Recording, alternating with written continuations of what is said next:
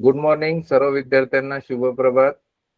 विद्यार्थी मित्रांनो, आजच्या आपल्या जिल्हा परिषद अहिल्यानगर व पंचायत समिती श्रीरामपूर यांच्या संयुक्त विद्यमाने आयोजित ऑनलाईन तासिकेमध्ये आज आपणास आदरणीय स्वाती बोबडे मॅडम, जिल्हा परिषद प्राथमिक शाळा केशव गोविंद बन, ह्या आपणास भाषा विषयातील कार्यात्मक व्याकरण या घटकाच्या अंतर्गत मार्गदर्शन करणार आहेत.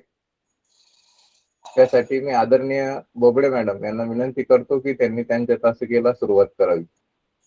Okay sir. तर सर्वप्रथम सर्व विद्यार्थ्यांचं हार्दिक स्वागत आहे या तासिकेमध्ये. सुस्वागतम सर्वांचं.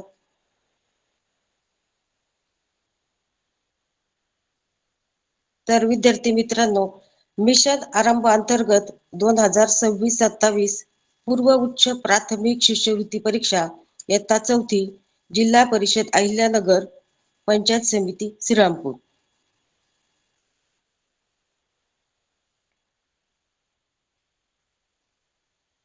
स्क्रीन वगैरे व्यवस्थित दिसते सर? हो मॅडम, एकदम व्यवस्थित आहे. काय नाही. आवाज येतो व्यवस्थित? आवाज पण व्यवस्थित आहे सर्व. ओके ओके चालेल. तर आजचा विषय आहे भाषा आणि कार्यात्मक व्याकरण यातील घटक विराम चिन्हे आपण अभ्यासणार आहोत. मार्गदर्शक बोबडे स्वाती भागवत, शाळा जीप प्राथमिक शाळा केशव गोविंद बन, बेलापूर खुर्द.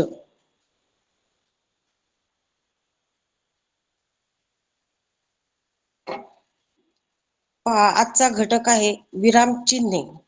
तर विराम म्हणजे विश्रांती अथवा थांबणे. आपण बोलताना मध्ये मध्ये थांबतो, वाचताना सुद्धा वाक्य कोठे संपते, प्रश्न कोठे आहे हे कळले पाहिजे. उद्गार कोणता, वाक्यात कोठे व किती थांबावे ते समजण्यासाठी चिन्हे वापरली जातात. त्यांना विराम चिन्हे म्हणतात. तर विद्यार्थी मित्रांनो, आजचा घटक आहे विराम चिन्हे आणि त्यामध्ये आपण वेगवेगळ्या प्रकारची जी चिन्हे आहेत त्याचा अभ्यास करणार आहोत. तर ही विराम चिन्हे कशासाठी दिलेली आहेत आणि ती आपल्यासाठी भाषा विषयामध्ये त्याचं काय महत्व आहे ते पण आपण जाणून घेणार आहोत. तर विराम चिन्हे खूप महत्वाची आहेत. बोलण्यातून आपण दिसणारे हावभाव आपल्याला दिसतात. आपण जेव्हा आपलं संभाषण चालू असतं, आपण बोलत असतो, त्यावेळेस काय होतं की आपल्याला पुढील व्यक्तीचे हावभाव दिसतात चेहऱ्यावरचे, आणि त्या हावभावावरून बोलण्यावरून आपल्या सर्व काही म्हणजे बऱ्याचशा गोष्टी लक्षात येत चालतात. परंतु तो संवाद जर आपल्याला लेखी स्वरूपात लिहायचा असेल तर आपल्याला मात्र त्या ठिकाणी ते हावभाव दिसण्यासाठी, लिखाणामध्ये समजून येण्यासाठी, आशय समजण्यासाठी, बोलण्यातील भाव आपल्या लक्षात येण्यासाठी या चिन्हांचं अनन्यसाधारण असं महत्व आहे. तर मग हे चिन्ह आपल्या भाषेमध्ये कुठून आली हे पण आपल्याला माहित पाहिजे.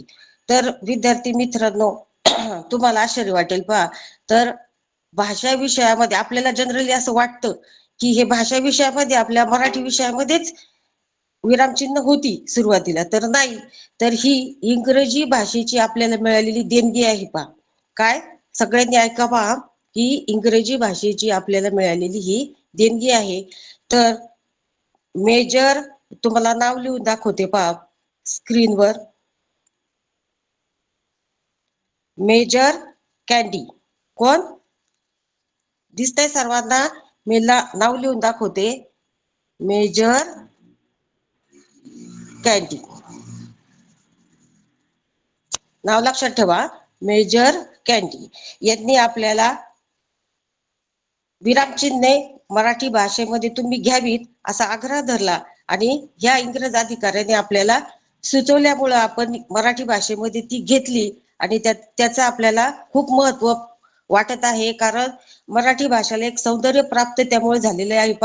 आणि विरामचिन्हांमुळे आपल्याला भाषेमधील आशय समजण्यास खूप महत्व प्राप्त झालेलं आहे. आणि भाषा म्हणजे एका कवीने तर म्हटलेलं आहे की भाषा विषयाला कसं सौंदर्य प्राप्त झालं की नववधू म्हणजे तुम्हाला समजते है की नाही, नवीन नवरी तिला कसे विविध असे अलंकार शोभून दिसतात, तसेच या भाषेला सुद्धा त्या नववधूप्रमाणे या विराम चिन्ह रूपी अलंकार प्राप्त झालेले आहेत. तर ते कोणकोणते आहेत ते आपण याच्यामध्ये बघणार आहोत. आणि आपली भाषा यामुळे कशी समृद्ध झालेली आहे. आणि तुम्ही जसजसे पुढील इयत्तेमध्ये प्रवेश करणार आहात तसतसं आणि मोठेपणी सुद्धा तुमचं वाचनाचा स्पीड वाढवण्यासाठी, त्यामध्ये तुम्हाला वाचनाची गोडी निर्माण होण्यासाठी, त्याचा अर्थ समजण्यासाठी या चिन्हांचं अनन्यसाधारण असं महत्व आहे. त्यामुळे तुम्ही लहानपणापासूनच यांचा व्यवस्थित नीट अभ्यास केला पाहिजे. तर आपण एक एक करून ते चिन्ह अभ्यासणार आहोत. तर सर्वप्रथम सर्व विद्यार्थ्यांना परत एकदा मी ह्या तासिकेमध्ये आपल्या सगळ्यांचं स्वागत करते. आणि उन्हाळ्याची सुट्टी असून सुद्धा तुम्ही सर्व विद्यार्थी, मी बघितलं की सुरुवातीला इतके उत्साहाने विद्यार्थी जॉईंट होत आहेत. आणि तुम्ही तुमच्या जे आता विद्यार्थी जॉईंट होत नसतील त्यांना सुद्धा तुम्ही सांगा. आणि दररोज इतके छान तासिका असतात त्याचा तुम्ही लाभ घ्यावा. तर यामध्ये पहा, तुमच्या पुढे तुम्हाला चार्ट दिसेल. तर याच्यामध्ये आपण कोणकोणते चिन्ह अभ्यासणार आहोत ते दाखवलेलं आहे पहा. तर विराम चिन्हाचं नाव आणि एका बाजूला तुम्हाला चिन्ह दिसत असतील. तर पहा, पहिलं चिन्ह आहे पूर्णविराम, दुसरं आहे अपूर्ण विराम, तिसरं आहे स्वल्पविराम, त्यानंतर आहे अर्धविराम, नंतर आहे प्रश्नचिन्ह, नंतर आहे एकेरी अवतरण चिन्ह, दुहेरी अवतरण चिन्ह, संयोग चिन्ह, अपसारण चिन्ह, अवग्रह चिन्ह आणि काकपद. तर अशा पद्धतीने पहा, या चिन्हांचा आपण अभ्यास करणार आहोत. तुम्हाला जर स्क्रीनशॉट घ्यायचा असेल तर तुम्ही घेऊ शकता. आणि याचे जर तुम्ही प्रिंट काढून तुमच्या रूम मध्ये जर लावली तर येता जाता तुमची जर नजर त्याच्यावर पडली तर ते चिन्ह पाठ होतील. पहा, त्याच्यासाठी हा तक्ता, हा चार्ट खूप महत्वाचा आहे. त्यानंतर आपण आता हळूहळू एक एक एक एक चिन्ह अभ्यास करूया त्याचा. आणि त्याचं काय महत्व आहे, उपयोग काय आहे, वाक्यात त्याचा कसा उपयोग होतो ते आपण बघूया. सर्व विद्यार्थ्यांनी पूर्णपणे लक्ष देऊन तासामध्ये सहभाग घ्यायचा आहे. तुम्हाला तुमचा जरी आवाज इकडे येत नसेल तरी सुद्धा तुम्ही याच्यामध्ये सहभागी आहात. समजल्यानंतर तिथूनच हो म्हणायचंय पहा. जरी आम्हाला आवाज नाही आला तरी पण तुम्ही त्याच्यामध्ये तुमचा सहभाग छान नोंदवला जाईल पहा आणि तुमचं लक्ष लागेल.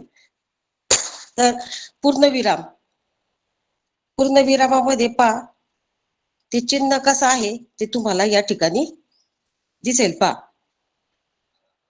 तर असा डॉट, हा डॉट दिसतोय ना सर्वांना, मी इथं हे खून करते पहा, असा हा डॉट दिसतोय सर्वांना. तर हे पूर्णविरामाचे चिन्ह आहे पहा. तर वाक्य पूर्ण झाले आहे, वाक्य पूर्ण झाले आहे हे दाखवण्यासाठी पूर्णविराम देतात. तर माझे नाव संस्कार आहे, या ठिकाणी वाक्य पूर्ण झालं. आपल्याला तिथं आहे नंतर असा डॉट दिसतोय, ते पूर्णविरामाचे चिन्ह आहे. त्याचा अर्थ की वाक्य पूर्ण झालेलं आहे. दुसरं 2 नंबरचं वाक्य आहे पहा, एक होता राजा, वाक्य पूर्ण झालं. त्याचा म्हणजे अर्थबोध पण आपल्याला झाला. असं नाही म्हटलं एक होता, एक होता म्हणलं काय होतं ते कळणार नाही. राजा, एक होता राजा, वाक्य पूर्ण झालं, अर्थबोध झाला. त्यानंतर पूर्णविराम दिला. आर्यन गावाला गेला, हे वाक्य पहा, आर्यन गावाला गेला. त्यानंतर असा तुम्हाला डॉट दिसेल, तर त्याचा अर्थ की वाक्य पूर्ण झालेलं आहे. आर्यन गावाला गेला, फक्त असं म्हटलेलं नाही आर्यन गावाला, मग त्यावरून आपल्याला वाक्य पूर्ण झालं हा बोध होत नाही. आर्यन गावाला गेला, वाक्य पूर्ण झालं, डॉट दिला म्हणजे पूर्णविराम दिला, वाक्य पूर्ण झालं हे दाखवण्यासाठी पूर्णविराम देतात. या चिन्हाचा महत्वाचा उपयोग. यानंतरचा उपयोग पहा, तर एखादा शब्द संक्षिप्त स्वरूपात लिहिताना त्या शब्दातील आद्याक्षरापुढे पूर्णविराम देतात. मग उदाहरणार्थ पहा, प्रल्हाद केशव अत्रे, के अत्रे, ताजा कलम, क इत्यादी. तर पहा विद्यार्थी मित्रांनो, प्रल्हाद केशव अत्रे यातील सुरुवातीचं घेतलंय, आद्याक्षर म्हणजे सुरुवातीचं, आणि त्यानंतर टिंब दिलाय म्हणजे त्याला संक्षिप्त चिन्ह म्हणतात. पहा दुसरं नाव काय, संक्षिप्त चिन्ह. तर ते दाखवण्यासाठी सुद्धा या चिन्हाचा उपयोग करतात. मग आपण आपल्या स्वतःच्या नावापुढे सुद्धा नावाचं सुद्धा या पद्धतीने करू शकतो पहा. तर तुमचं जे नाव असेल, समजा आता माझ्या वर्गातल्या एक विद्यार्थ्याचं मी नाव घेते पहा, यश नंदकिशोर भालेराव. मला जर असं नाव लिहायचं असेल ते विद्यार्थ्याचं, आता नाव त्याला पुढे चालून वाटेल माझं नाव खूप मोठे, मी त्याला म्हणत असते पहा तुझं नाव खूप मोठे, मग त्याच्यानंतर भालेराव, तो काय लिहिल पहा, त्याचं आडनाव लिहिल आहे की नाही, भालेराव, आणि यशचा य, आणि नंदकिशोरचा न देऊ त्याचा अनुस्वार आणि टिंब, य न भालेराव. अशा पद्धतीने तुम्ही तुमचं सुद्धा नाव लिहू शकता आणि त्याच्यामध्ये ह्या संक्षिप्त चिन्हाचा वापर करू शकता, म्हणजे पूर्णविराम.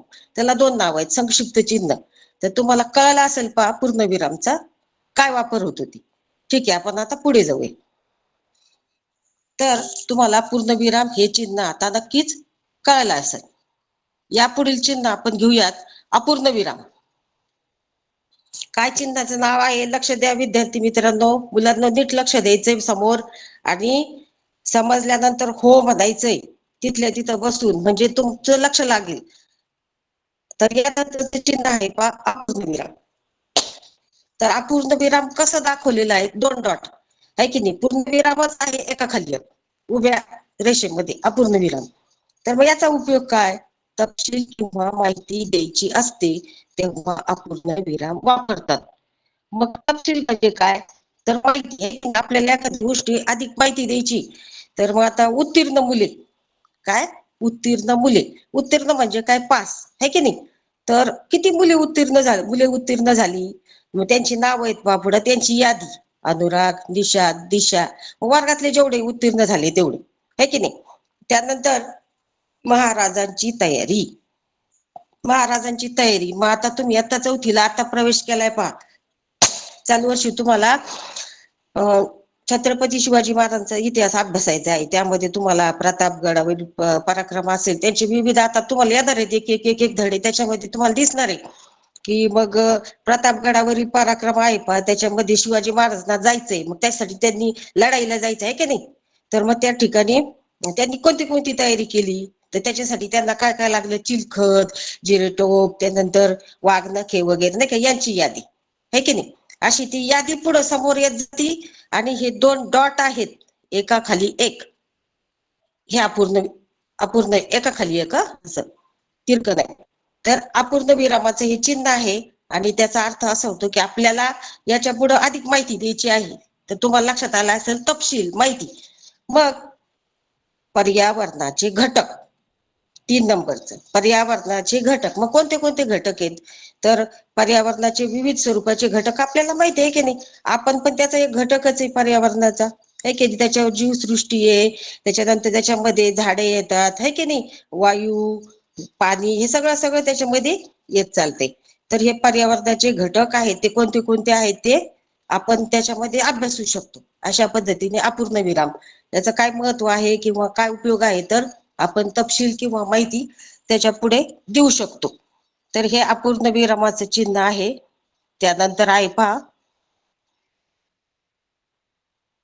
स्वल्पविराम. हे तर इतकं महत्वाचं आहे स्वल्पविराम, की आपल्याला वेळोवेळी याचा उपयोग होतो. आणि स्वल्प याच्यामध्ये त्याच्या नावातच अर्थ दडलेला असतो, प्रत्येक चिन्हाचा त्याच्यातच अर्थ दडलेला आहे. स्वल्प म्हणजे अल्प आहे की नाही, मुळात विराम म्हणजे विश्रांती, छोटा विराम, छोटी विश्रांती, थांबायचं थोडं, आणि फार महत्वाचे आहे की नाही. तुम्हाला गंमत म्हणून मी सगळं पाठ झाल्यानंतर एक वाक्य लिहून दाखवेल, की जर तो स्वल्पविराम आपण दुसऱ्या ठिकाणी टाकला तर अर्थ वाक्याचा अर्थच पूर्णपणे कंप्लीट बदलू शकतो. तर स्वल्पविराम, स्वल्पविराम हे चिन्ह अशा पद्धतीनं देतात पहा, असा त्याला खाली केलं जातं आहे की नाही. तर ह्या ठिकाणी तुम्हाला हे दिसेल, एकाच जातीचे शब्द एका माग आल्यास, लक्षात ठेवा, एकाच जातीचे शब्द एका माग आल्यास स्वल्पविराम देतात. मग उदाहरणादाखल आपण पाहूया पहा, आर्यनने बॅट, बॉल, स्टंप व पाणी आणले. मग एकाच जातीचे शब्द म्हणजे काय, तर त्याला तुम्हाला आता सांगायची काही गरज नाही, तुमचा आवडीचा विषय क्रिकेट आहे की नाही. तर आर्यनने बॅट, बॉल आणि स्टंप म्हणजे त्याच्यासाठी काय काय लागतं ते आणलं आहे की नाही, ती यादी झाली. त्यानंतर सिद्धी, वेदांत, आर्य, ओम आणि मुक्ता यांना चांगले गुण मिळाले आहे की नाही. म्हणजे तो एकच विषय त्याच्यात धरला जातो आणि त्याच जातीचे शब्द एका पाठोपाठ येतात, तेव्हा प्रत्येक शब्दानंतर तुम्हाला दिसेल बॅट नंतर असा कॉमा म्हणतात पातळी इंग्रजी, बॉल नंतर, स्टंप नंतर व, वन तर स्टंप नंतर दिलेली नाही तिथं व शेवटचं जेव्हा यादी पूर्ण होत जाते तेव्हा ते त्या ठिकाणी स्टॉप होते. तर या अशा पद्धतीने तुमच्या लक्षात आले असेल. मग ही कोणत्याही स्वरूपात असू शकते. तुम्हाला अजून एक उदाहरण सांगते की आईने बाजारातून भेंडी, कारले, वांगी, बटाटे तुम्ही अशी कितीही मोठी यादी घेऊ शकता. आईने जेवढा बाजार आणला तेवढा, इतकी लिहू शकता आणि त्या ठिकाणी स्वल्पविराम देऊ शकता. असे खूप उदाहरण आपल्याला देता येतील. तुम्हाला सहज समजेल की एकाच जातीचे शब्द एका पाठोपाठ आल्यास स्वल्पविराम देतात. हा एक उपयोग झाला. आता दुसरा उपयोग स्वल्पविरामाचा खाली दिलाय. एखाद्या व्यक्तीला हाक मारतात, है की नाही, हे एका जातीचे शब्द झालं का. आता हाक मारताना तर राम, आता तू वाच. रामला इथं सांगितलंय राम नंतर इथं दिलाय स्वल्पविराम, म्हणजे थांबायचंय थोड्या वेळ बर का. राम, आता तू वाच. सहजच आपण जेव्हा कोणाला हाक मारतो तेव्हा किंचित थांबतोच आणि ते थांबणं दाखवण्यासाठी, लिखाणामध्ये दाखवण्यासाठी स्वल्पविराम देतात. म्हणजे जेव्हा आपण वाचतो तेव्हा आपल्याला तिथे थांबायचंय, म्हणजे तेव्हा त्या वाचनामध्ये एक भाव येईल, समजेल, है की नाही. राम, आता तू वाच. आलं का लक्षात. अरे निलेश, तू माझ्या सोबत येशील का, है की नाही. अशा पद्धतीने. मग जर तिथे स्वल्पविराम नसला तर आपण सरसकट वाचत जाऊ. अरे निलेश, तू माझ्या सोबत येशील का. तर काय होईल, वाक्याचं व्यवस्थित असे समजणार नाही, बोध लक्षात येणार नाही. अहो ऐकलत का, है की नाही. मम्मी म्हणते की नाही, अशी म्हणते ना, अहो ऐकलत का. मग अहो नंतर काय असते, स्वल्पविराम, म्हणजे थांबायचं थोडं वेळ वाचताना. आणि जेव्हा प्रत्यक्ष बोलणं चालू असतंय तिथे सांगायची गरज नाही, ऑटोमॅटिक आपण थांबलेला असतो. अहो थांब, ऐकलत का, है की नाही. येतंय लक्षात. मला वाटतं बऱ्यापैकी तुमच्या लक्षात आलेलं आहे. आता तिसरा त्याचा उपयोग वाक्य कोण म्हणाला ते लिहिल्यावर स्वल्पविराम देतात. मग श्याम म्हणाला. काय म्हणाला श्याम, तू येतोस का. काय म्हणाला श्याम, तू येतोस का. मुग्धा ओरडली. बाबा आले. अहो ऐकलत का. पुन्हा तेच वाक्य आलं तर वाक्यात कोण म्हणाला ते लिहिल्यावर स्वल्पविराम देतात. या ठिकाणी हा श्याम म्हणालाय आणि इथं तुम्हाला मुग्धा म्हणाली, अहो, है की नाही. तर इथे या ठिकाणी स्वल्पविराम दिसतोय तर हे लक्षात घ्या. आता आपल्याला पुढील चिन्हाकडे जायचंय. अर्धविराम. काय, अर्धविराम. अर्धविराम कसा आहे तर लक्षात घ्या. एक असं टिंब आणि त्याच्यानंतर असं दाखवलेलं आहे हे आहे अर्धविराम. प्रत्येक चिन्ह लक्षात घेत चला. कसं आहे, अर्धविराम डॉट दिलाय आणि त्याच्या खाली म्हणजे पूर्णविराम आणि त्याच्या खाली स्वल्पविराम असं लक्षात ठेवलं तरी चालेल. अर्धविराम. तर त्याचा उपयोग काय, दोन छोटी वाक्य जोडताना उभयान्वयी अवयव वापरतात. मग उभयान्वयी अवयव कोणतं ते तुम्हाला मी आता उदाहरण सांगितल्यानंतर येतंय लक्षात. राजू वेळेवर पोहोचला पण गाडी सुटली होती. राजू तिथं पोहोचला परंतु गाडी सुटली होती. पण रसिका वेगात धावली म्हणून मांजर वाचली. तर याच्यामध्ये पण, म्हणून हे आहेत उभयान्वयी अव्यय.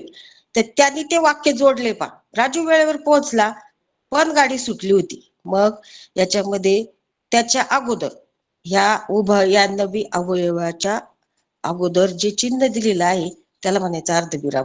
तर याचा उपयोग काय, दोन छोटी वाक्य जोडताना उभयान्वयी अवयव वापरतात तेव्हा पहिल्या वाक्यानंतर अर्धविराम देतात, म्हणजे थोडा वेळ थांबायचं. राजू वेळेवर पोहोचला पण गाडी सुटली होती. मग जेव्हा पण, म्हणून हे जेव्हा आपण वापरतोय, दोन वाक्य जोडतोय, दोन छोटी वाक्य, राजू वेळेवर पोहोचला गाडी सुटली होती, हे दोन वाक्य पणनी जोडले आणि त्याच्या बिफोर, त्याच्या अगोदर आपल्याला हे अर्धविरामाचं चिन्ह आपण वापरतोय. हे लक्षात ठेवा. येत आहे का लक्षात. मग अजून याच्यात वेगवेगळे तुम्हाला खूप वाक्य सांगता येतील गड आला पण सिंह गेला. काय, गड आला पण सिंह गेला. तुम्हाला आता इतिहासामध्ये मी तुम्हाला मगाशी सांगितलं तुम्हाला हा पाठ आता येणार आहे. गड आला पण सिंह गेला. पणच्या अगोदर काय आहे, अर्धविराम वापरलेलं आहे. अशा पद्धतीने या अर्धविरामाचा आपल्याला उपयोग होतो. यानंतर येत आहे पहा प्रश्नवाचक चिन्ह. तर प्रश्नवाचक चिन्ह सुद्धा खूप महत्वाचं आहे पहा, कारण आपल्याला प्रश्नांनी सगळी सुरुवात होती. आपल्याला सगळा अभ्यास तसा त्याच्यातच करायचा आहे. जास्त करून सगळे प्रश्नच पडलेले असतात आहे की नाही. आपल्याला वेळोवेळी आपल्याला जेव्हा पेपर द्यायचा तेव्हा प्रश्नच येणार आहे त्याच्यामध्ये सगळे, आहे की नाही. प्रश्नवाचक चिन्ह, तर ते कसं आहे प्रश्नवाचक चिन्ह तुम्हाला दिसतंय आणि तुम्हाला चांगल्या प्रकारे माहिती अशा पद्धतीत. तर वाक्यात प्रश्न विचारला असेल तर वाक्याच्या शेवटी प्रश्नवाचक चिन्ह देतात, लक्षात घ्या. तर हे शब्द कोणते, तर एकदम साधं सोपं आहे, लक्षात येते. का, कधी, कुठे, कसा, कशी, कोण, कोणता, कशाला, एवढे शब्द त्याच्यात आले पण तिथे प्रश्न विचारलेला आहे की नाही, असं लक्षात येते. प्रश्न त्यानंतर वाक्याचा भाव सुद्धा लक्षात घ्यावा लागतो. पहा आता विरामचिन्हाचा स्वाध्याय घेताना तुम्हाला लक्षात येते की काही ठिकाणी हे शब्द दिलेले आहेत, परंतु लगेच मग आपण तिथं येईल तुम्हाला हळूहळू लक्षात की त्याचा कसा आणि कुठं वापर होतो ते.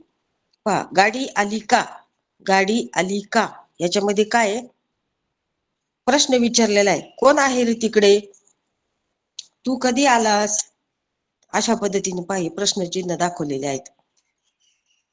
तुमच्या सगळ्यांच्या लक्षात आलं असेल पहा आता. यानंतर आहे उद्गार चिन्ह.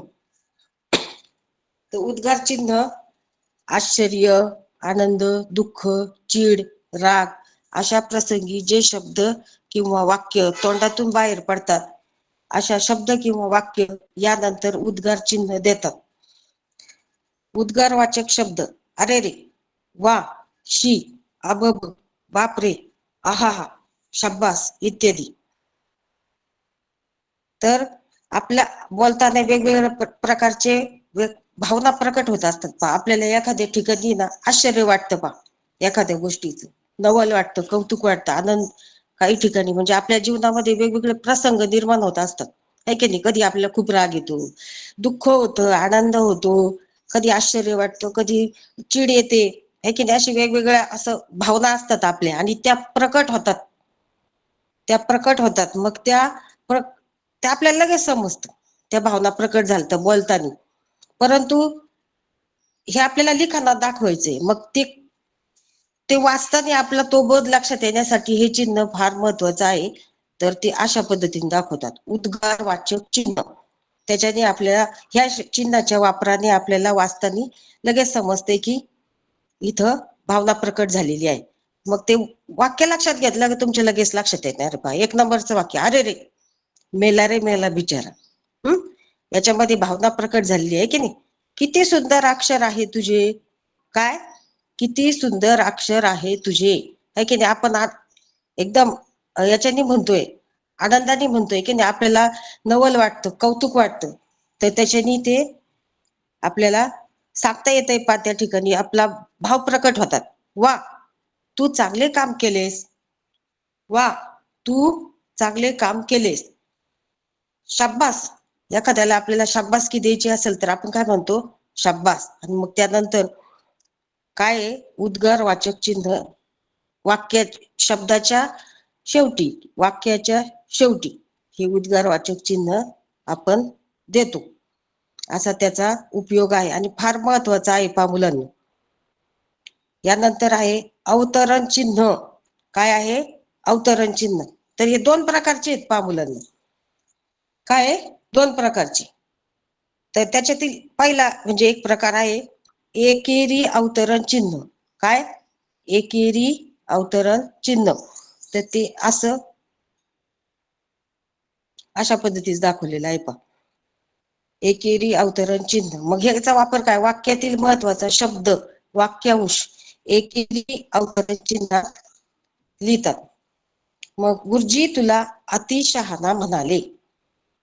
काय म्हणाले, गुरुजी काय म्हटले, अतिशहाणा म्हणाले. एखाद्या मुलाने नाही का सांगितलं येऊन ते एखाद्या मुलाला, काय म्हणाले गुरुजी, तुला अतिशहाणा म्हणाले. मग ते महत्वाचा शब्द काय त्याच्यातला, अतिशहाणा. गांधीजींनी कोणती चळवळ घेतली? चले जाव. मग याच्यामध्ये चले जाव हा शब्द महत्वाचा आहे, है की नाही? तर तो चले जाव हा शब्द कशाने दाखवता? एकेरी अवतरण चिन्हाने. कशाने? एकेरी अवतरण चिन्हाने दाखवता. तर यानंतर साने गुरुजींचा सुंदर पत्रे या नावाने पत्रांचा संग्रह प्रसिद्ध आहे. याच्यातील सगळ्यात महत्वाचं काय? सुंदर पत्रे, है की नाही? कोणता संग्रह प्रसिद्ध आहे? हा शब्द खूप महत्वाचा आहे, सुंदर पत्रे. मग हा एकेरी अवतरण चिन्ह तुम्हाला इथे दिसत असेल स्क्रीनवर. मी त्याला असं डॉट करून दाखवलं, हे चिन्ह त्या ठिकाणी काढून दाखवले. अशा पद्धतीने एकेरी अवतरण चिन्हाचा उपयोग तुम्हाला लक्षात आला असेल. यानंतर अवतरण चिन्हाचा दुसरा प्रकार दुहेरी अवतरण चिन्ह. हे देखील खूप महत्वाचं आहे. पहा, तर बोलणाऱ्याच्या तोंडचे शब्द दाखवताना दुहेरी अवतरण चिन्हात लिहितात. लक्षात घ्या, बोलणाऱ्याचे तोंडचे शब्द दाखवतात. मग गुरुजी म्हणाले, आणि त्याच्यानंतर आपण स्वल्पविरामाचा उपयोग पाहत आणि आपण घेतलं होते लक्षात. म्हणालेच्या पुढे स्वल्पविराम तो आलाय. पहा, गुरुजी म्हणाले, स्वल्पविराम थोडं थांबायचं आहे की नाही. काय म्हणाले गुरुजी? तर जे ते काय म्हणाले ते पुढे टाकलेले आहे. पहा, ते टाकले अवतरण चिन्ह दुहेरी, दिसत असेल स्क्रीनवर. मुलांनो, उद्या सुट्टी देऊया का रे? मग गुरुजींच्या तोंडचे वाक्य आहे. पाय, गुरुजींच्या तोंडचे वाक्य. मुलांनो, उद्या सुट्टी देऊया का रे? आदर्श म्हणाला. मग काय म्हणाला आदर्श? मी आत येऊ का? तो जे म्हणालाय ते इथं दुहेरी अवतरण चिन्हात टाकले. मग या ठिकाणी वाक्याच्या सुरुवातीलाच हे आलंय. पहा, गाडी आली. गाडी आली. श्रेयश ओरडला. कोण ओरडलं? है की नाही? श्रेयशला आनंद झाला गाडी पाहून. फार वेळ वाट पाहत असेल तू, आणि मग त्याच्या तोंडातून अचानक निघालं गाडी आली. मग तो काय जे बोललाय ते त्याचं तोंडचं वाक्याच्यात टाकलं. श्रेयश ओरडला, गाडी आली. आता तुमचं चांगल्यापैकी लक्षात आलं असेल की बोलणाऱ्याच्या तोंडचे शब्द, मग ते काही असू द्या, त्या ठिकाणी बोलणाऱ्याच्या तोंडचे शब्द त्याच्यामध्ये, मग तुमच्या घरातील संवाद असू द्या, तुम्ही जर ते लेखन करत असाल ते सुद्धा. समजा आई म्हणाली, आई म्हणाली, मग आई काय म्हणाली? समजा, है की नाही? आपल्या घरामध्ये कितीतरी संवाद घडत असतात, कळत न कळत, म्हणजे संवादच असतो आपल्या जीवनामध्ये. काय, है की नाही? आई म्हणाली, उठ लवकर. मग आईच्या तोंडचे वाक्य काय? उठ लवकर, है की नाही? काय आईच्या तोंडचे वाक्य काय? उठ लवकर. मग ते उठ लवकर कशात टाकायचे? दुहेरी अवतरण चिन्हात. आई म्हणाली, इतकं साधं सोपं. मी तुम्हाला घरचा अभ्यास देणार आहे. पहा, त्याच्यामध्ये तुम्ही स्वतः मनाने पण करायचंय आणि काही वाक्य पण देणार आहे तुम्हाला. ठीक आहे, पुढे जाऊया आपण. संयोग चिन्ह. संयोग चिन्ह. तर संयोग चिन्ह कसं येते? पहा, अशी छोटीशी रेषा पहा, दिसत असेल तुम्हाला. तर याचा उपयोग काय? दोन शब्द जोडण्यासाठी. मग हे कोणते दोन शब्द? पहा, स्वतंत्र शब्द आहे. साखर कारखाना. हे दोन शब्द जोडले, छोट्या शब्दाने एक नवीन शब्द तयार झाला. दोन तीन, शुभ लाभ. त्यानंतर पहा, अशी खूप उदाहरण आपण घेऊ शकतोय. आई वडील, आई वडील एकत्रच वापरतात असं, आहे की नाही? आई वडील. शुभ लाभ, शुभ विवाह, मुळा मुठा, अशी खूप तुम्हाला उदाहरणं या ठिकाणी देता येतील. तर पहा, या ठिकाणी ओळीच्या शेवटी शब्द अपुरा राहिल्यास या चिन्हाचा वापर करतात. दुसरा उपयोग या संयोग चिन्हाचा. ओळीच्या शेवटी शब्द अपुरा राहिल्यास या चिन्हाचा वापर करतात. मग आपण समजा, भारत माझा देश आहे. माझा, मी निबंध लिहिते आणि एक पान लिहून झालंय माझं, आणि समजा मला या ठिकाणी काय झालंय, लिहायला थोडी जागा कमी पडते. पहा, समजा सौदामिनी शब्द मला लिहायचा आहे, आणि त्याच्यातला मग मी काय करणार? सौ, है की नाही? आणि एवढी जागा अपूर्ण आहे. मग या ठिकाणी आपण असं त्या ठिकाणी ते चिन्ह देणार, संयोग चिन्ह, आणि उरलेला त्या शब्दातील अक्षर दामिनी खालच्या ओळीला लिहिणार. येतंय का लक्षात? त्याच्यासाठी ओळीच्या शेवटी शब्द जर अपुरा राहिला तर या चिन्हाचा, संयोग चिन्हाचा वापर करतात. पण मुलांनो, ओळीच्या शेवटी शब्द अपुरा राहिल्यास फार म्हणजे कमी वेळा वापरायचा, जास्त वेळा हे वापरायचं नाही. म्हणजे अंदाज घेतच आपण लिखाण केलं पाहिजे. ते सरावाने तुम्हाला जमल. फार म्हणजे एकदम आवश्यक असेल तरच ह्या गोष्टीचा आपण वापर करायचा आहे, की ओळीच्या शेवटी शब्द अपुरा राहिल्यास तो शब्दातील कमी अक्षर म्हणजे अंदाज घेऊनच करायचा आहे. फार आवश्यक असेल तरच वापरायचंय, की लिखाणामध्ये ते एवढं चांगलं दिसत नाही. पहा, फार आवश्यक असेल तर वापरायचं, पण वापर महत्वाचाच आहे, है की नाही? की एखादा शब्द अर्धा राहिला तो तोडून पुढे लिहायचा असेल खालच्या ओळीला तर त्या ठिकाणी आपण संयोग चिन्ह देतोय. पुढचं चिन्ह आहे पहा अपसारण चिन्ह. कोणतं चिन्ह आहे? अपसारण चिन्ह. तर हे दाखवलंय पहा संयोग चिन्हासारखंच आहे परंतु थोडं मोठं आहे. हे थोडी त्याची लांबी आहे आणि हे संयोग चिन्ह छोटं होतं. वरील आहे संयोग आणि खालचं आहे अपसारण चिन्ह. तर मग हे कुठं आहे?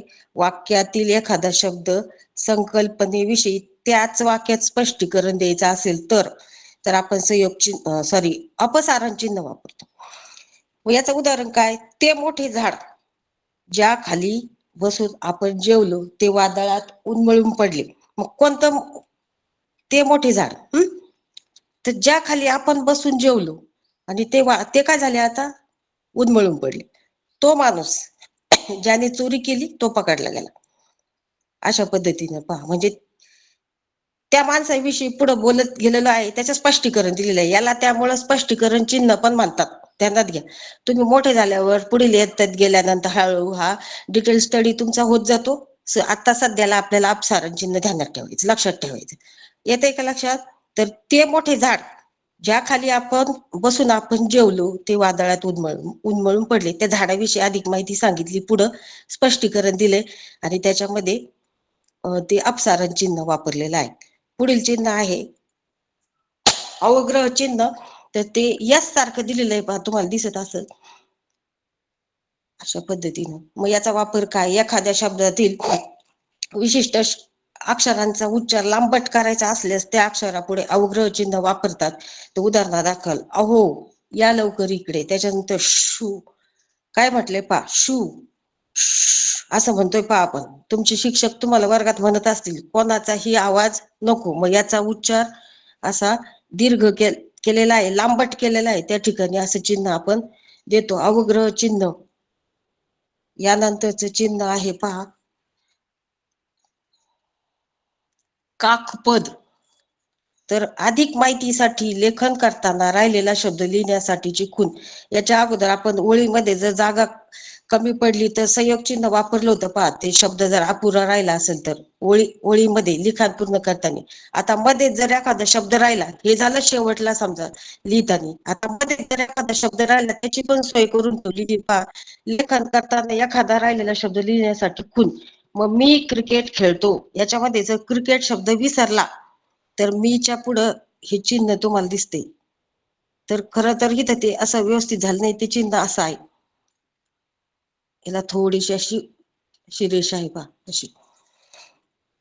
अशा पद्धतीने द्यावं लागणार आहे. मी क्रिकेट खेळतो. मग याच्यानंतर तुम्ही कोणतेही वाक्य जर तुमचं लिहिताना जर त्या ठिकाणी एखादा शब्द विसरला असेल तर आपण काकपद, त्याला म्हणतात काकपद. का बरं काकपद म्हणतात? तर काक म्हणजे कावळा आणि कावळ्याच्या पायासारखं ते आहे म्हणून त्याला काकपद म्हणतात. मग याचा वापर काय करायचा? मी क्रिकेट खेळतो. मग क्रिकेट शब्द विसरला, समजा तुम्ही लिहिता श्यामल मुलगी हुशार आहे याच्यातला जर हुशार शब्द विसरला तर मग त्या ठिकाणी वरती असं करून तुम्ही हा शब्द लिहू शकता. जो शब्द तुमच्याकडून विसरलाय तो शब्द तुम्ही वरती ऍड करू शकता आणि अशा चिन्ह दाखवू शकता. असं या काकपदाचा उपयोग आहे. तर पहा विद्यार्थी मित्रांनो, आपण एक एक करून आतापर्यंत 12 विरामचिन्हांचा अभ्यास एक एक तुम्हाला उदाहरणं देऊन मी ओळख करून देऊन उदाहरणासह स्पष्टीकरण दिलेलं आहे. आता या चिन्हांचा उपयोग करून आपल्याला स्वाध्याय सोडवायचा आहे, जे की तुम्हाला आता ह्याच वर्षी विद्यार्थ्यांनी 4थीची शिष्यवृत्तीची परीक्षा दिलेली पहा सुरू झालेली आहे. आता तुम्ही चालू वर्षी आहात शिष्यवृत्ती परीक्षेसाठी. 5वीची होती ती आता 4थीला झालेली आहे की नाही, आणि पुढील वर्षी नवोदय सारखी परीक्षा तुम्हाला द्यायची. त्यामुळे तुम्ही आतापासून चांगली तयारी सुरू करा. अशा पद्धतीचा अभ्यास करायला पर्याय दिलेले असतात. तुम्हाला आता मिशन आरंभ अंतर्गत वेगवेगळ्या परीक्षा आपण देतोय, त्यामुळे तुम्हाला चांगली कल्पना आहे पहा कशा पद्धतीचे प्रश्न येतात. तर प्रश्न पहिला, पुढील प्रत्येक वाक्यात कोणते विरामचिन्ह द्याल त्याच्या पर्याय क्रमांकाचे वर्तुळ रंगवा, असा प्रश्न आहे. तर सगळ्यात महत्वाची माझी एक तुम्हाला सूचना राहील की ज्यावेळेस आपल्या पुढे प्रश्नपत्रिका येते त्यावेळेस सगळ्यात महत्वाचं आपलं काय काम असत तर प्रश्न नीट वाचणे. आपल्याला सगळं येत असतं आपण करतो घाई, सगळं येत असतं आपल्याला, आपण प्रश्न नीट वाचत नाही. मग त्या प्रश्नात दिलंय का तेच आपल्याला जर उलगडलं नाही, समजलं नाही तर पुढील प्रश्न आपण सोडू शकत नाही व्यवस्थित.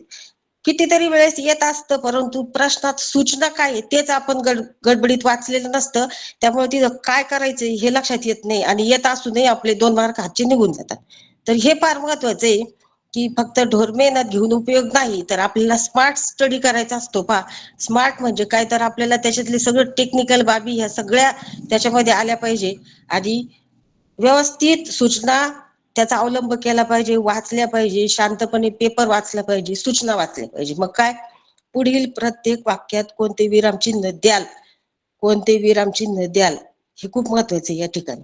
मग ह्या खालच्या प्रश्नामध्ये करायचंय काय तर विरामचिन्ह कोणतं द्याल त्याचा पर्याय क्रमांक आपल्याला रंगवायचा. मग 1 नंबरचा आहे पहा, तू कधी येणार आहेस. तू कधी येणार आहेस आपल्याला खूप साध्या वेगवेगळ्या प्रकारचे प्रश्न घ्यायचेत पहा. तर आपण जर थोडं घेऊयात. तू कधी येणार आहेस यामध्ये तुम्हाला सरळ कळते प्रश्नचिन्ह आहे. ते चित्र खूप सुंदर आहे. हे साधं सरळ वाक्य आहे की नाही, विधान पूर्ण झालं. ते चित्र खूप सुंदर आहे. मग याच्यानंतर काय विसरला असेल तुमच्या आला असेल लक्षात, काय विसरलं काय राहिलं असेल तर वाक्य संपल्यावर आपल्याला पूर्णविराम द्यावा लागेल. पर्याय क्रमांक 2 आहे की नाही. येते लक्षात. ती म्हणाली मी अभ्यास करून घेईन. ती म्हणाली मी अभ्यास करून घेईल. आता तुम्ही वापर विरामचिन्ह शिकलेत पहा आणि तुमच्या येईल लक्षात की याच्यामध्ये काय विसरलं असेल किंवा काय राहिलंय. तर काय राहिलंय याच्यामध्ये त्या मुलीच्या तोंडचे वाक्य आहेत. ती म्हणाली मी अभ्यास करून घेईल. मग हे तोंडचे वाक्य आपल्याला इथं टाकावे लागतील म्हणजे दुहेरी अवतरण चिन्ह. येते का लक्षात. 4 नंबर आहा हा काय देखावा आहे. तुम्हाला सुद्धा या ठिकाणी पटकन उत्तर येत असेल पहा. आहा हा काय देखावा आहे. मग आता पर्याय क्रमांकापैकी कोणतं चिन्ह या ठिकाणी टाकावं लागेल. काय देखावा आहे, भाव प्रकट झालेत. मग प्रश्नचिन्ह टाकायचं का. प्रश्न काय, हा तुम्हाला मी म्हटले होते जेव्हा काय आले असेल तेव्हा प्रश्नचिन्ह. या ठिकाणी आपण कन्फ्युज होऊ शकतो की आपल्याला वाटते की काय म्हणल्यावर आपण प्रश्नचिन्ह टाकूयात, तर नाही या ठिकाणी हे चुकेल है की नाही. कन्फ्युज होणार तुम्ही. प्रश्नचिन्ह देता येणार नाही, भाव महत्वाचा आहे वाक्यातला, तेच आपण शिकलोय या ठिकाणी. महत्वाचं आहे काय देखावा आहे म्हणजे भावना प्रकट झाली, खूप सुंदर देखावा. म्हणजे या ठिकाणी आपल्याला कोणतं चिन्ह आवश्यक असेल तर तुम्ही सांगणार आहे मला की कोणतं चिन्ह आवश्यक असेल तर उद्गारवाचक काय देखावा आहे. येतंय का लक्षात. हे फार महत्वाचं आहे. याच्यानंतर पहा प्रश्न दुसरा. आता प्रश्न बदललेला आहे. पुढे दिलेल्या विरामचिन्हाच्या नावासाठी योग्य क्रमांकाचे वर्तुळ रंगवा. प्रश्न बदललाय. उद्गारवाचक चिन्ह शोधायचे. मला वाटतं तुम्हाला नक्कीच जमलं असेल. 4 नंबर अपूर्ण विराम कोणता असेल तर तुम्ही सांगणार आहात हा अर्धविराम आहे 1 नंबर. 2 नंबरचं काय आहे स्वल्पविराम. 3 नंबर उद्गारवाचक आणि पाहिजे असलेला अपूर्ण विराम आपल्याला इथे दिसतो. ठीक आहे. पुढे पाहूया. संयोग चिन्ह कोणतं आहे तर तुम्ही सांगणार आहात पहा त्या ठिकाणी तुम्हाला समजलं असेल आता कोणतं संयोग चिन्ह आहे. तर संयोग चिन्ह आहे 2 नंबर. अवग्रह 3 नंबर. एकेरी अवतरण चिन्ह नक्कीच 3 नंबरचा पर्याय क्रमांक. तुमच्या आता लक्षात येत असेल पहा. यापुढील प्रश्न अभ्यासू आपण. पुढील प्रत्येक प्रश्नातील वाक्यात एकूण किती विरामचिन्ह आली आहेत. आजोबा म्हणाले अगं या मोबाईलचं काही खरं नाही, त्यापेक्षा पत्र लिहि बाईंना. मग याच्यामध्ये किती विरामचिन्ह आली आहेत तुम्ही पण पटापटा मोजू शकतात. पहा स्वल्पविराम दिलेत 1 2 3 झाले हे. त्यानंतर दुहेरी अवतरण चिन्ह 4 आणि वाक्य संपल्यावर पूर्णविराम 5. तर पर्याय क्रमांक 1. अय्या हिरव्या पिवळ्या रेशमी धाग्यांचा रुमाल. याच्यामधले दुहेरी अवतरण चिन्ह 1, उद्गारवाचक 2, मध्ये संयोग चिन्ह 3. मग आणि संयोग चिन्ह 3 आणि इकडचं उद्गारवाचक चिन्ह येत आहे 4. येते लक्षात. एकही मिस करायचं नाही पहा. एक जरी आता मला वाटलं होतं 3 पण हे उद्गारवाचक चिन्ह नंतर माझ्या लक्षात आलं मग 4 पर्याय क्रमांक 2. तुम्ही एक जरी मिस केला तर तुमचा पर्याय त्या ठिकाणी बरोबर दिलेला असतो तो चुकणार. शांत डोक्याने प्रत्येक चिन्ह मोजायचं आहे. तर पुढे पहा. त्याने अशी शपथ घेतली यापुढे मी कोणत्याही प्राण्याची शिकार करणार नाही. यातील चिन्ह मोजायची आपल्याला. तर मध्ये आहे त्या चिन्ह दिलेलं आहे पहा, 1 त्यानंतर एकेरी अवतरण चिन्ह 2 आणि पूर्णविराम 3, तर पर्याय क्रमांक 3. तात्यांनी विचारले, सफाईच्या कामात काय वाईट आहे? तुम्ही सांगू शकाल पहा जागेवर बसून. आता प्रश्न चिन्ह 1, दुहेरी अवतरण चिन्ह 2 आणि स्वल्पविराम दिलाय 3. येतंय का लक्षात? विरामचिन्ह मोजायची पहा आपल्याला. त्याच्यानंतरचा प्रश्न आहे, वाक्यात विरामचिन्ह द्यायचे राहिलेले त्यांच्याकडून. तर हे पहा, मी तुम्हाला अजून सूचना सांगते, विरामचिन्ह द्यायची राहील या ठिकाणी. हे खूप महत्वाचं आहे की तुम्ही सूचना नीट वाचायची. सूचना नीट वाचायची. काय विचारले तर विरामचिन्ह द्यायचे राहिले ते दर्शवणारा पर्यायक्रम. आपण बागेत जाऊन तिथे खाऊ खातो, परंतु केलेला कचरा आपण कचरा कुठे टाकत नाही. हे आहे उभयतांना लावले, परंतु त्याच्या अगोदर अर्धविराम द्यायचं राहिलेला आहे, पर्याय क्रमांक 3. पुढे पहा, फार सुंदर होती ही हातचलाखी, कितीतरी वेळ मी पाहत उभी असायची. तर याच्यामध्ये तुमच्या लक्षात येईल पहा, कोणतं चिन्ह राहिलं असेल तर फार सुंदर होती ही हातचलाखी, कितीतरी वेळ मी पाहत उभी असायची. व फार सुंदर होती ही हातचलाखी, याच्यामध्ये काय आहे? उद्गारवाचक चिन्ह राहिलेलं आहे. जे चिन्ह राहिलेलं आहे द्यायचं ते आपल्या लक्षात आलं पाहिजे. हे सरावाने जमतं. हे कशाने जमणार तुम्हाला? तुम्ही खूप सराव केला, वाचन केलं तर, आणि खूप वेगवेगळ्या प्रकारचे प्रश्न सोडवले तर तुम्हाला ते जमणार. आणि काही अवघड नाही त्याच्यामध्ये, सर्व हा सरावाचा भाग आहे. गेले 3-4 दिवस मी बिछाणावर पडून आहे. तर अशा पद्धतीनं पहा, आपल्याला एक एक एक एक प्रश्न त्याच्यामध्ये घ्यायचा आहे, सोडवायचा आहे.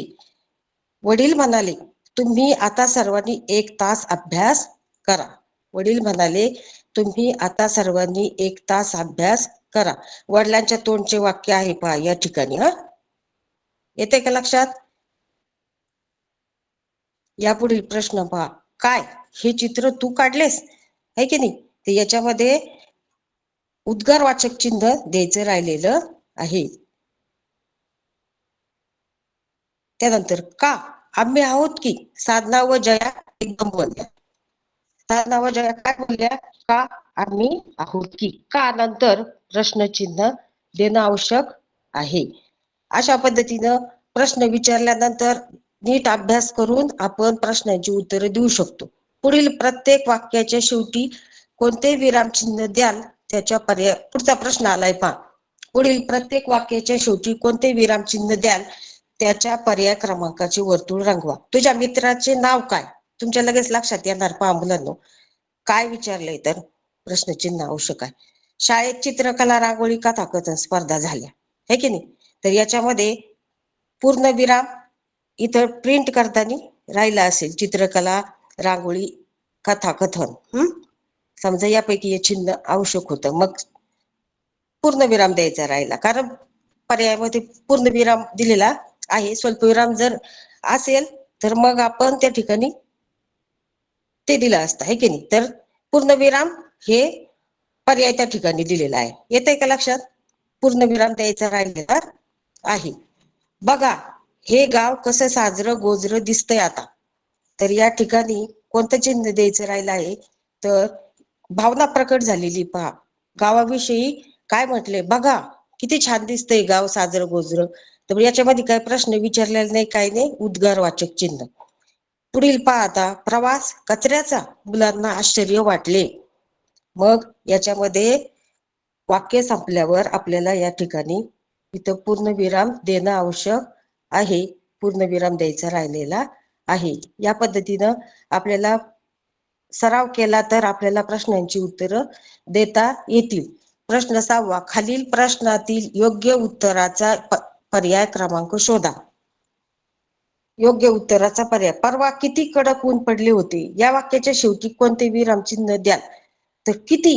म्हणजे या ठिकाणी काही प्रश्न विचारलेला नाहीये की मोजायचं नाही आपल्याला किती पडलं, म्हणून प्रश्नचिन्ह नकोय त्या ठिकाणी. मग काय द्यायचंय ते किती, म्हणजे त्या ठिकाणी भाव प्रकट झालाय. आता सध्या खूप ऊन पडतंय पहा, आपण खूप अशी भावना प्रकट करतो, ज्याच्या त्याच्या तोंडात सध्या तेच आहे, किती टेम्परेचर वाढलंय, किती कडक ऊन आहे की नाही. मग उद्गारवाचक चिन्ह आवश्यक आहे. त्यानंतर पहा, वाक्याच्या शेवटी तपशील द्यायचा असल्यास कोणते चिन्ह वापरतो. आपल्याला जर तपशील द्यायचा आहे वाक्याच्या शेवटी, आता आपण सुरुवातीला अभ्यास करताना बघितलंय बा, हे आपल्याला जर तपशील द्यायचा असेल तर आपण काय वापरतोय, माहिती द्यायची असेल तर अपूर्ण विराम. येते का लक्षात? एक एक प्रश्न आपण सोडवत चाललेलो आहोत. तर पुढे पहा, खालील वाक्याच्या शेवटी योग्य विरामचिन्ह निवडा. केवढी शुभ वार्ता आणलीस तू, याच्यामध्ये भावना प्रकट झालेली आहे. उद्गारवाचक चिन्ह. पुढील प्रश्न पहा, अवतरण चिन्ह वाक्यात कुठे दाखवली जातात? मग कुठे दाखवली जातात अवतरण चिन्ह? तर एक एक पर्याय वाचायचा, काही गडबडीत उत्तर द्यायचं नाही. वाक्याच्या आरंभी व शेवटी, वाक्याच्या शेवटी, वाक्याच्या मध्यभागी, यापैकी कुठेही नाही. तर यापैकी सर्वात एक नंबरचा पर्याय मला योग्य वाटतंय की नाही, आरंभी आणि शेवटी आपण अवतरण चिन्ह देतो. हे तुम्हाला सरावाने जमेल. प्रश्न 8वा, विराम चिन्हाचा वापर करताना संयोग चिन्हाचा वापर करता येतो. मग कधी वापर करता येतो संयोग चिन्हाचा? आपण शिकलोय पा संयोग चिन्हाचा वापर कुठं करतात. मग एक एक पर्याय वाचायचं. आणि हा प्रश्न पा कसा दिलाय ते, पर्याय दिलेत आणि पुन्हा त्याच्यावर हा वेगळ्या स्वरूपाचा मी मुद्दाम प्रश्न या ठिकाणी टाकलेला आहे. पा काठिण्य पातळी वाढत गेली त्याच्यानंतर अशा स्वरूपाचे प्रश्न येतात. पा की 2 पर्यायाचा विचार या ठिकाणी तुम्हाला करावा लागतोय. तर कसा करायचा तो विचार ते पा, 2 शब्द एक एक तुम्हाला वाचावं लागणार आहे. सावकाश शांत डोके.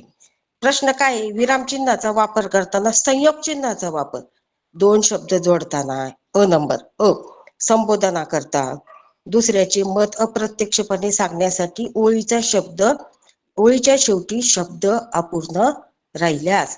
मग संयोग चिन्हाचा वापर आपण कधी करतोय? संयोग चिन्ह 2 शब्द जोडताना करतोय पहा आपण संयोग चिन्हाचा वापर, है की नाही? त्यानंतर संबोधना करतोय का? तर नाही. दुसऱ्याचे मत अप्रत्यक्षपणे सांगण्यासाठी, तर नाही. अप्रत्यक्षपणे सांगण्यासाठी आपण एकेरी अवतरण चिन्ह वापरतो, है की नाही? आणि ओळीच्या शेवटी शब्द अपूर्ण राहिल्यास, मी सांगितलं होतं तुम्हाला, ओळीच्या शेवटी शब्द अपूर्ण राहिल्यास मग याचा वापर आपण आणि संयोग चिन्हाचा वापर. मग हा पर्याय योग्य आहे. आणि हे मधले नाही, हे की नाही? संबोधना करता नाही, दुसऱ्याचे मत अप्रत्यक्षपणे सांगण्यासाठी नाही. मग पर्याय क्रमांक 4. या अशा स्वरूपाच्या प्रश्नांचा तुम्हाला अभ्यास हळूहळू जमेल सराव केल्यानंतर. त्यानंतर खालील प्रत्येक वाक्यात आलेली विरामचिन्ह ओळखा. हे सोपं आहे पहा. 1 दिवसात तुझी कमाई किती? सहज तुमच्या लक्षात येईल. प्रश्न विचारलेला आहे. किती ताजेतवाने झाल्यासारखे वाटते? किती सोपं आहे पहा. किती ताजेतवाने झाल्यासारखे वाटते. परत तुम्ही कन्फ्युज होताल, किती म्हटल्यावर प्रश्न आहे की काय? मुळीच नाही. ताजेतवाने झाल्यासारखे वाटते, भावना प्रकट झालेली, फ्रेश वाटते, आनंदी वाटते, प्रसन्न वाटते. उद्गार चिन्ह फार महत्वाचं आहे. किती म्हणून कन्फ्युज व्हायचं नाही, वाक्यातील भाव लक्षात घ्यायचा. पुढे जाऊया. दौलताबादची जुनं नाव होतं देवगिरी. देवगिरी किल्ल्याचं नाव जुनं होतं. तर यामध्ये एकेरी अवतरण चिन्हाचा वापर त्यांनी केलेला आहे. आणि नंतर पूर्णविराम, पर्याय क्रमांक 3. त्याने लढता लढता मरणाला मिठी मारली. काय वापरले या ठिकाणी? तर पूर्णविराम. काय वापरले? पूर्णविराम, पर्याय क्रमांक 4. यानंतर पहा, भारत माता की जय. भारत माता की जय यामध्ये काय वापरले तुम्ही सांगा बरं तिथून. आता सगळ्यांनी, आम्हाला ऐकायला नाही आलं तरी चालेल, पण तुमचं तुम्हाला कळायला पाहिजे कोणतं चिन्ह आहे त्यामध्ये. मला वाटतं नक्कीच खूप मुलांना आलं असेल. तर हे आहे एकेरी अवतरण चिन्ह, पर्याय क्रमांक 1. त्यानंतर पहा, ती इंजिनियर आहे. इंजिनियर आहे यामध्ये कोणतं चिन्ह आहे? किती सोपं आहे पहा. कोणा तोंडचं वाक्य दिलेले आहे ते दिले डबल इन्व्हर्टेड कॉमा म्हणजे दुहेरी अवतरण चिन्ह, पर्याय क्रमांक 3. पुढे पहा, प्रश्न आहे, खालील प्रत्येक वाक्याच्या शेवटी कोणते विराम चिन्ह येईल त्याचा पर्याय क्रमांक चौकटीत लिहा. हे चुकलंय, चौकटीत पाहिजे त्या ठिकाणी, आहे की नाही? खालील प्रत्येक वाक्याच्या शेवटी कोणते विराम चिन्ह येईल? किती फसव्या वाटा आहेत या ठिकाणी भावना प्रकट झाली. उद्गारवाचक. तात थांबला का तिचा? प्रश्न विचारलाय, सरळ सरळ प्रश्नचिन्ह. येते का लक्षात? नेताजींना अनेकांनी हार घातले. सरळ सरळ वाक्य आहे. वाक्य संपल्यावर द्यायचं पूर्णविराम, 4 क्रमांक. ही काय शौर्याची कामगिरी झाली, है की नाही? उद्गारवाचक चिन्ह. पहा, या काय मुळे कन्फ्युज व्हायचं नाही, ते लक्षात ठेवा फक्त. त्यांनी मुद्दाम पर्याय पण दिलेले असतात, प्रश्नचिन्ह सुद्धा दिलेले आहे, पण ते चुकणार. मग ही काय शौर्याची कामगिरी झाली आहे की नाही? बोललंय, भावना त्या ठिकाणी प्रकट झालेली आहे. कोण आले ते मला माहित नाही, सरळ सरळ वाक्य आहे. कोण आले, इथं प्रश्न विचारलेला नाही. कोण आले ते मला माहित नाही, सरळ म्हटलंय की मला माहित नाही कोण आले ते. तर मग वाक्य संपल्यावर द्यायचंय पूर्णविराम. जितकं सरळ सरळ सोपं वाटतं ना, तितकं ते थोडस अभ्यास नाही केला तर अवघड पण होऊ शकतं. पहा, संपूर्ण ते भाव लक्षात यायला वाक्य, त्याच्यासाठी वाचन लागेल, सराव लागेल, विरामचिन्हांची ओळख लागेल, आणि आवडीनं तो विषय तुम्ही घेतला पाहिजे, सराव केला पाहिजे. या ठिकाणी तुम्ही सगळे विद्यार्थी खूप हुशार आहात, पहा तुम्हाला चांगले मार्क पडलेले म्हणून तुम्ही या क्लासला जॉईन आहात. तर सगळे विद्यार्थी अभ्यासू आहात. मी बघितलं मोठ्या संख्येने विद्यार्थी जॉईन होते क्लासला सुरुवातीलाच. तुम्ही अभ्यास करणारे विद्यार्थी, सगळ्यांनी अभ्यास करायचा आहे. लता, तुलाच राहू दे तो कोट, वाक्यात कोणते विरामचिन्ह द्यायचे राहिले तर वाक्य संपल्यावर पूर्ण विराम द्यायचं राहील. तुला कसली आहे अडचण, या वाक्यातील विरामचिन्ह ओळखा. तर अवतरण चिन्ह आणि प्रश्नचिन्ह येते का लक्षात?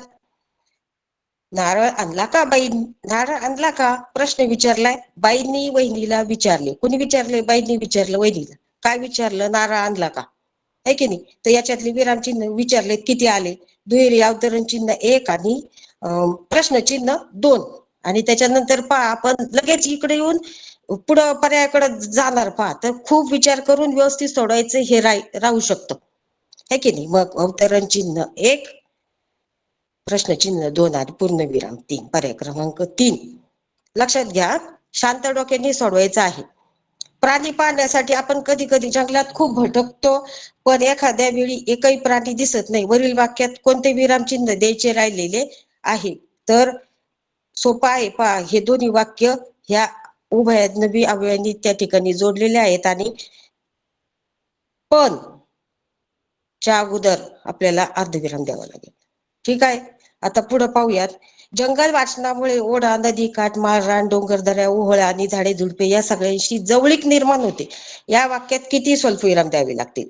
तर आपल्याला द्यावा लागेल, पहा, ओढा, नदी काठ, माळरान, डोंगरदऱ्या.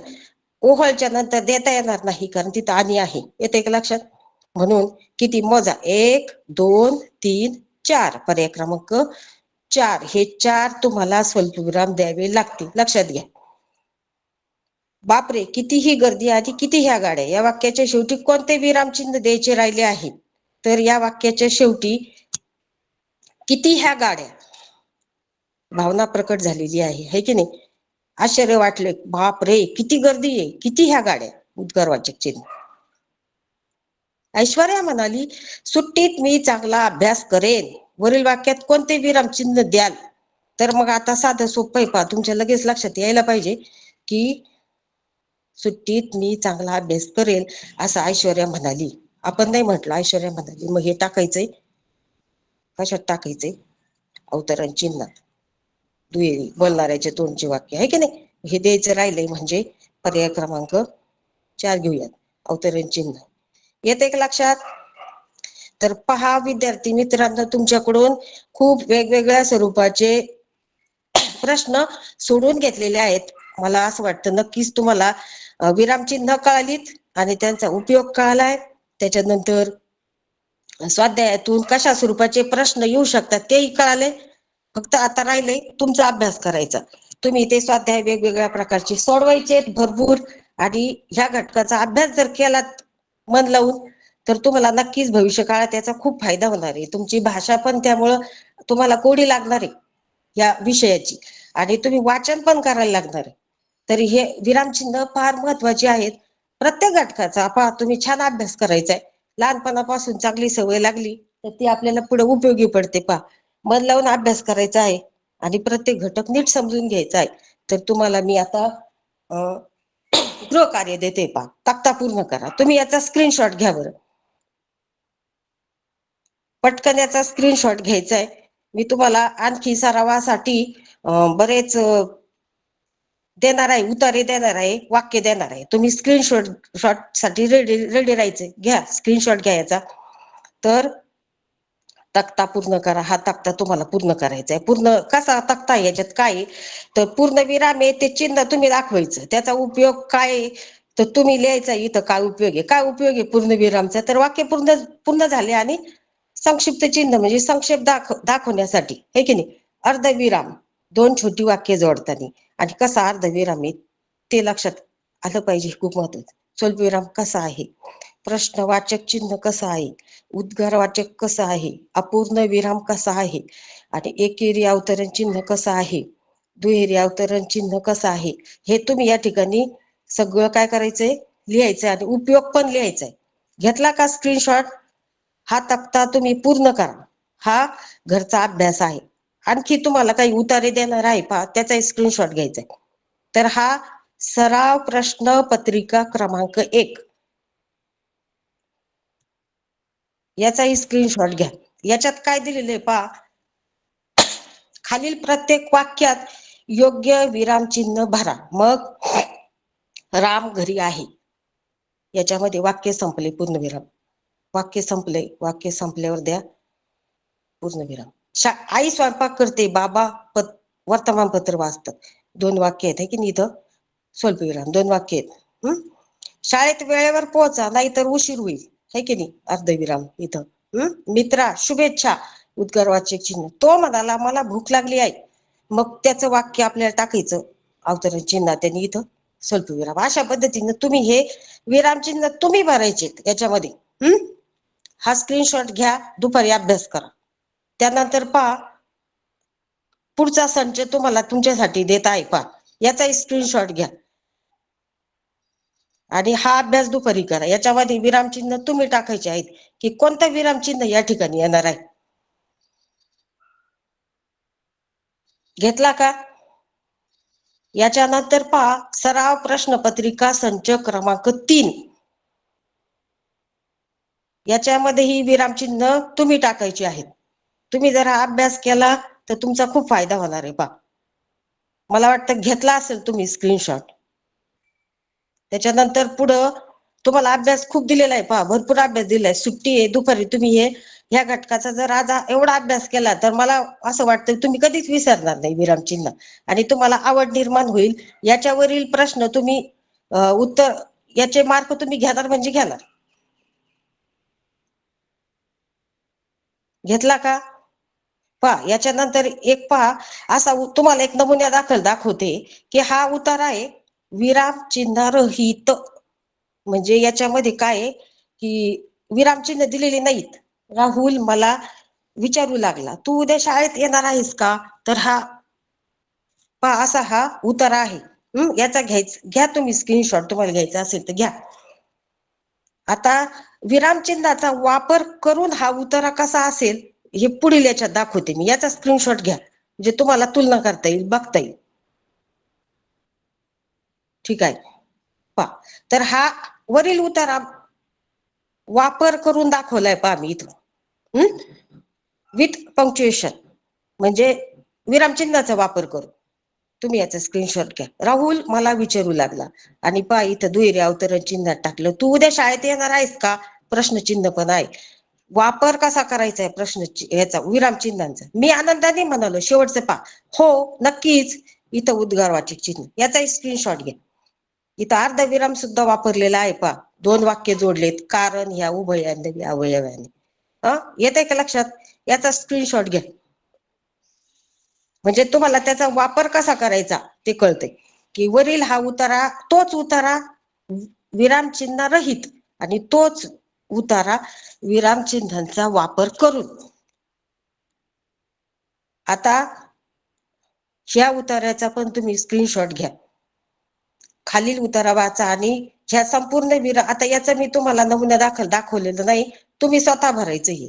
याचा पण स्क्रीनशॉट तुम्ही घ्या. रंगी बेरंगी फुलांचे ताटवे पाहिले की मन कसे प्रसन्न होऊन जाते. वाक्य संपल्यावर काय द्यायचे ते पहा तुम्ही, आणि त्याच्यानंतर पूर्ण मन लावून वाचा उतारा, आणि आपल्या मोठ्या बहीण भावांची वाटलिस्त मदत घ्या, आणि विरामचिन्हांचा वापर करण्यास शिका. तर विद्यार्थी मित्रांनो, पहा, आज अशा प्रकारे आपली विरामचिन्हे ही तासिका आपण घेतलेली आहे. असे वेगवेगळे घटक घेऊन, विषय घेऊन शिक्षक पहा दररोज एक एक एक एक नवीन तुम्हाला घटक घेऊन येणार आहे. तुम्ही बहुसंख्येने या तासिकेला हजर राहिलात आणि मन लावून ही तासिका अभ्यास केला, चांगला प्रतिसाद दिला, त्याबद्दल मी तुमच्या सर्वांची आभारी आहे. आणि पुढील तासिकेसाठी अशाच पद्धतीने तुम्ही प्रतिसाद द्या. सर्वांना पुन्हा एकदा धन्यवाद. Thank you madam. आजच्या भाषा विषयातील कार्यात्मक व्याकरण आणि त्या अंतर्गत येणारे विरामचिन्ह या घटकाविषयी सविस्तर असं मार्गदर्शन आजच्या तासिकेच्या माध्यमातून आदरणीय स्वाती बोबडे मॅडम यांनी आपणास सर्व विद्यार्थ्यांना केलेला आहे.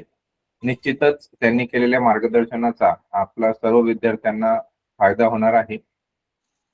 अशाच प्रकारचे नवनवीन घटक आपणासमोर आमचे शिक्षक वर्ग घेऊन येणार आहेत. त्या सर्व तासिकांचा सर्व विद्यार्थ्यांनी पूर्णपणे आस्वाद घ्यायचा आहे आणि आपलं ज्ञान वाढवण्यासाठी त्या सर्व तासिकांचा उपयोग करून घ्यायचा आहे.